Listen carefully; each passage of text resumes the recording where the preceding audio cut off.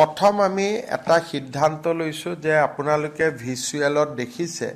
যে বহুত গাড়ী মটৰচাইকেল চাৰিচকীয়া দুচকীয়া বাহনৰ মানুহৰ অপৰ্যাপ্ত ক্ষতি হৈছে অহা 5 তাৰিখে আমি ইন্স্যুৰেন্স কোম্পানীসমূহৰ লগত কালি যেনেকৈ আমি বেংকৰ লগত মিটিং কৰিলো 5 তাৰিখে আমি ইন্স্যুৰেন্স কোম্পানীসমূহৰ লগত মিটিং কৰিম যাতে যাৰ গাড়ী মটৰ স্কুটাৰ মটৰচাইকেল ক্ষতিগ্ৰস্ত হৈছে যাৰ ইন্স্যুৰেন্স আছে তেওঁলোকক যাতে ইন্স্যুৰেন্স দিয়াৰ ক্ষেত্ৰত কোনো ধৰণৰ কৃপণালী বা গাফিলতি কৰা নহয় সেই দিশটোক সন্মুখত ৰাখি অহা 5 তাৰিখে আমি insurance company both private and government insurance কোম্পানীসমূহৰ লগত আমি এখন বৈঠক কৰিম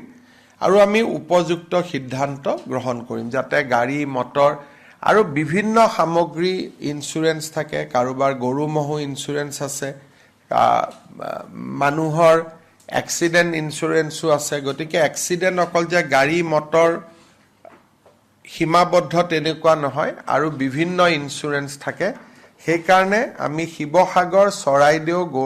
গোলাঘাট আৰু যোৰহাট জিলাৰ ইন্স্যুৰেন্স ক্লেইম বিলাক তেওঁলোকে যাতে নিজেই সংগ্ৰহ কৰে আৰু ততাতয়াকৈ ইয়াক নিষ্পত্তি কৰে তাৰ কাৰণে আমি ব্যৱস্থা লবৰ কাৰণে সিদ্ধান্ত কৰিছো আৰু 5 তাৰিখে এই বিষয়ে আমাৰ বৈঠক হ'ব আৰু লগে লগে আমি সিদ্ধান্ত আমি ল'ব পাৰিম যোৱাকালি আপোনালোকে দেখিছে যে আমি বেংকসমূহৰ ক্ষেত্ৰত আমি মৰেটৰিয়াম দিছো 6 মাহৰ বাবে আৰু লোনটো ৰিএডজাষ্ট এবছৰ দুবছৰ লোনক ঘূৰাই দিয়া যিটো সীমা তাকো আমি বৃদ্ধি কৰি দিছো যাতে লোনৰ ইনষ্টলমেন্ট বিলাকৰ ক্ষেত্ৰতো আমাৰ ক্ষতিগ্ৰস্ত পৰিয়ালসকলে সকাহ পাব পাৰে এতিয়া আমি বেংকৰ লগতে বিত্তীয় সংস্থা বেংক এটা বেলেগ NBFC non banking financial company বিলাক বেলেগ সো 5 তাৰিখে আমি এনবিএফসি সমূহৰ লগতো মিটিং কৰিম যাতে বেংকৰ ক্ষেত্ৰত আমি যি সকাহ দিব পাৰিছো সেইটো যাতে নন বেংকিং ফাইনেন্সিয়েল ইনষ্টিটিউচনৰ পৰা যি সকলে লোন লৈছে তাতো সকাহ পায় বিশেষকৈ আমাৰ নিবনুৱা